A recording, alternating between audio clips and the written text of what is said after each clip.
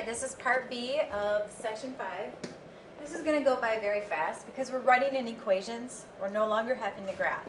So with the foci, we already know that this is going to give us the letter C, and either way, both positive and negative. And then this is going to give us the, which is vertices, so this will give us the letter A. So what we need to do is we need to figure out what equation we're using. Are we using the vertical or the horizontal?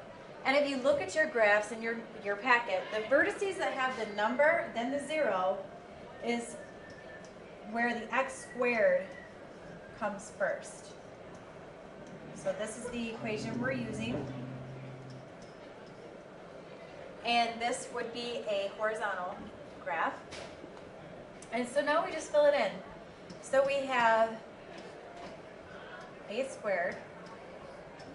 We don't know what the b squared is yet, but we will find it. And so to find that, we're going to take the c squared equals a squared plus b squared. And because c equals 4 and a equals 3, if we simplify this, we now can figure out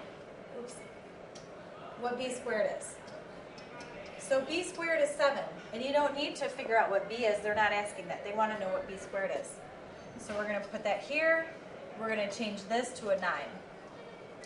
So x squared over 9, y squared over 7.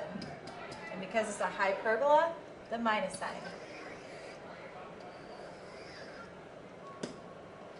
The next equation is the same thing. We're given the foci and the vertices. So in this case, we have the C and the A again. And we have to look at the vertices. Notice that we're starting with a 0 this time. So we're going to use the other equation.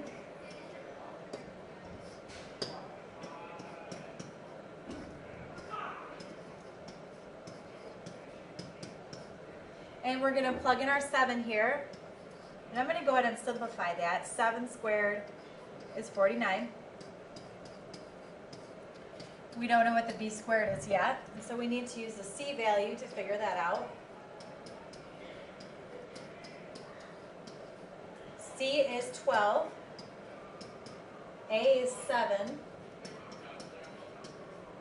So we have 144 equals 49 plus b squared.